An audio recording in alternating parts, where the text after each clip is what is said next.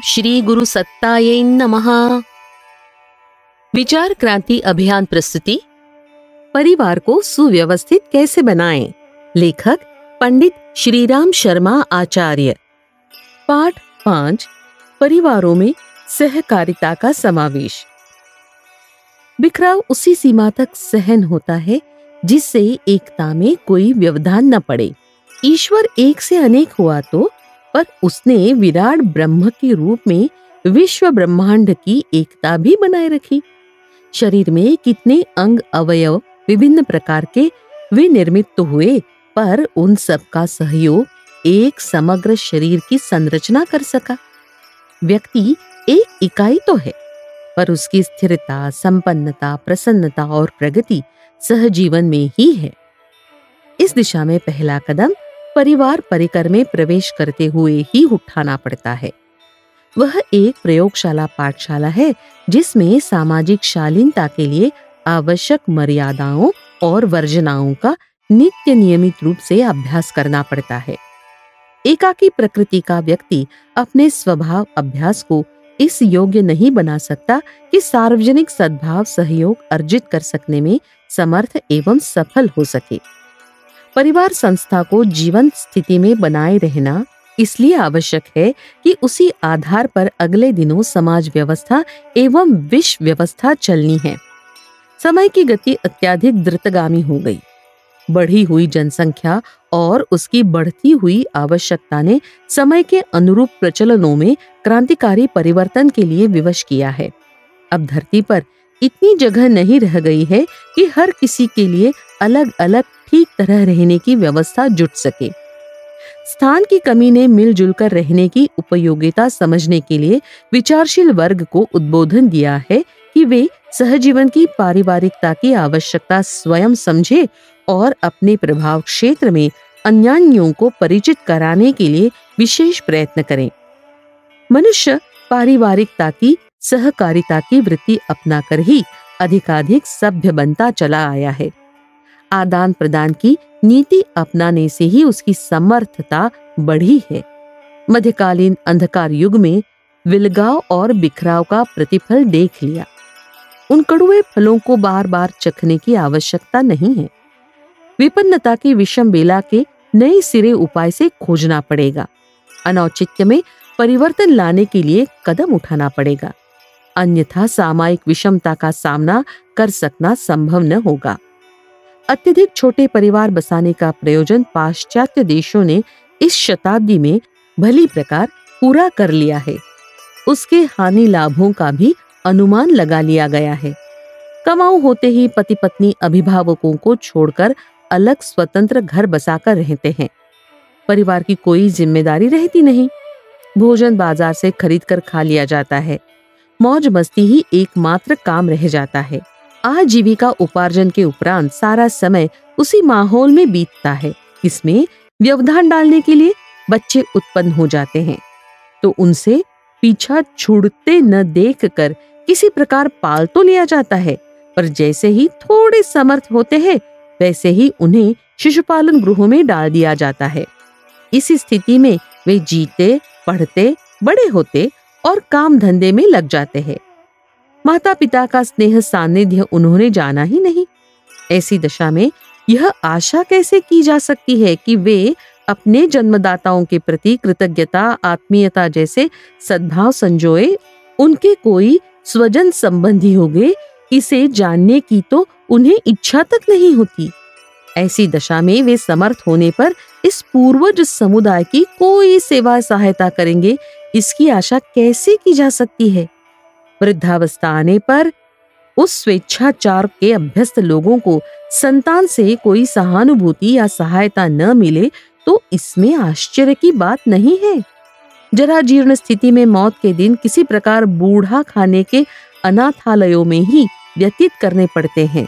वहीं वे अपने को एकाकी अनुभव करते हुए दम तोड़ते हैं। स्वच्छंदता, विलासिता के उन्माद में दाम्पत्य जीवन ही कहाँ टिक पाता है। नवीनता की ललक, रसास्वादन की सहज प्रवृत्ति होती है। तितलियां और भौरे एक फूल पर टिके रहने पर विश्वास नहीं करते हैं। वे एक से दूसरे पर, दूसरे से तीसरे, चौथे, 7वें पर मंडराने पर प्रसन्नता पाते हैं। पाश्चात्य देशों में दंपति जीवन भर इसी प्रयोग को करते हुए अनेकानेक साथी बदलते रहते हैं। यही दशा वृद्धावस्था में भी रहती है। जो जिनके साथ अधिक सुविधा देखता है वह उसके समीप चला जाता है।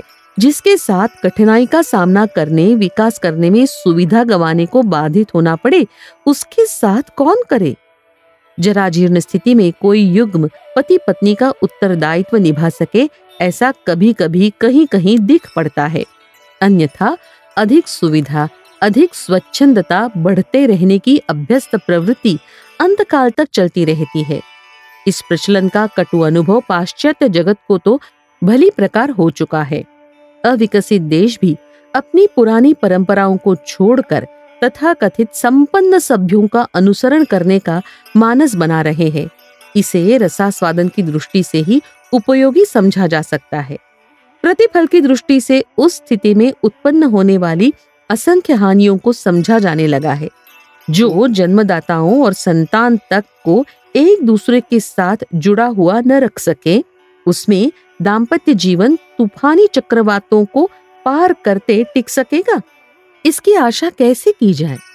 इस विपन्नता का जीवन क्रम की स्थिरता पर बहुत बुरा प्रभाव पड़ता है। आत्मीयता, श्रद्धा, सद्भावना, कृतज्ञता की उपेक्षा करके मात्र भौतिक सुविधाओं के सहारे कोई कितने दिन प्रसन्न रह सकता है? इसे आधुनिकता के रंग में रंगी हुई तथाकथित सभ्य समुदाय की मनस्थिति और परिस्थिति का निकटता से पर्यवेक्षण करने पर सहज ही जाना जा सकता है। बढ़ती हुई आधुनिकता छूत की बीमारी की तरह अछूते क्षेत्रों को भी अपनी चपेट में ले तो कोई आश्चर्य नहीं। फलतः सर्वत्र एकाकीपन, स्वेच्छाचारिता के माहौल में कोई किसी के प्रति निष्ठावान न रह सकेगा। किसी को किसी की विश्वसनीयता पर, प्रामाणिकता पर भरोसा न रहेगा और अवसरवाद ही सब कुछ बन जाएगा। परिवार परंपरा के बिखराव के यह सहज स्वाभाविक परिणाम है। जिन्होंने इसका भली प्रकार अनुभव कर लिया, उनकी स्थिति समझते हुए अपने लिए उपयोगी चिरस्थायी सुख शांति का मार्ग चुना जाए, इसी में भलाई है। सहकारिता को हर क्षेत्र में कार्यान्वित करते हुए ही प्रगति और प्रसन्नता का उपलब्ध हो सकना संभव है। यही है मानवीय प्रगति के साथ जुड़े हुए तथ्यों का सार संक्षेप। इसी महान परंपरा को वंश विकास के संदर्भ में जोड़ने पर संयुक्त परिवार की परिपाटी बनती है। इसमें प्रत्यक्ष लाभ भी है और परोक्ष लाभ भी। समय, श्रम, धन और दौड़ धूप की भी बचत करने में परिवार व्यवस्था के अंतर्गत सहजता बन पड़ती है। संसार भर के विचारशीलों में सहजीवन, सह अस्तित्व एवं सहयोग संवर्धन की उपयोगिता समझी जा रही है। उसका दैनिक जीवन में उपयोग संयुक्त परिवार के रूप में ही संभव दिखता है। इस प्रणाली को आज नहीं तो कल अपनाने के लिए लोकमानस को सहमत होना पड़ेगा। इसके अतिरिक्त विषमताओं से घिरे वातावरण में और कोई स्थिर साधन है नहीं। सहजीवन की आचार संहिता न बन पड़ने और आपाधापी को अधिक स्थान मिल जाने से ही वर्तमान परिवार असुविधा भरे हो जाते हैं और जिन्हें अधिक स्वतंत्रता प्राप्त करने की इच्छा है, वे उस तनाव भरे वातावरण से अलग होने की बात सोचने लगते हैं। भूल यही हो जाती है कि सहजीवन के सिद्धांतों को व्यवहार में जोड़े रहने वाली आचार संहिता का निर्माण नहीं हो सका है। यदि सुव्यवस्था की रीति नीति समझी, बनाई, चलाई जा सके तो संयुक्त परिवार में सुविधा ही सुविधा है, बचत ही बचत है, प्रसन्नता ही प्रसन्नता है। उस विधा के अंतर्गत प्रगति की जितनी संभावना है वह एकाकी, अनिश्चित और विशृंखलित परिपाटी अपनाने में हो ही नहीं सकती। कुछ समय से इन संदर्भ में कम्यून स्तर के प्रयोग जहां तहां अपनाए जा रहे हैं। उनकी सुखद परिणति भी प्रत्यक्ष देखी जा रही है। कम्यून योजना में कुछ परिवार मिलजुल कर एक व्यवस्था तंत्र बनाते हैं, साथ साथ रहते और आवश्यक व्यवस्थाओं को मिलजुल कर एक तंत्र के अंतर्गत सुनियोजित करते हैं। भोजन पकाना, कपड़े धोना, सफाई उपक्रम, शिशुपालन, उनका शिक्षा संवर्धन, मनोविनोद, दैनिक आवश्यकताओं की पूर्ति कर सकने वाला सहकारी स्टोर आदि का उपक्रम आदि बन पड़े तो थोड़े समय और खर्च में वे कार्य होते रह सकते हैं जिनके लिए छोटे परिवारों को ढेरों खर्च, समय और पैसा खर्च करना पड़ता है। इसी उलझन में उलझे रहने वाले किसी महत्वपूर्ण कार्य के लिए समय ही नहीं निकाल पाते। फलस्वरूप उन्हें घरेलू जंजाल में, उलझनों में उलझे रहने की अतिरिक्त और कुछ सोचते करने बन ही नहीं पड़ता।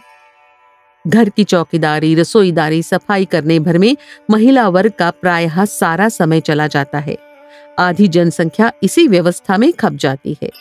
यदि सहकारी परिवारों की व्यवस्था बन सके तो इस निरर्थक उलझन में समय गंवाने वाले लोग अधिक महत्वपूर्ण कार्यों में संलग्न होकर अपनी और समाज की प्रगति में असाधारण सहायता कर सकते हैं।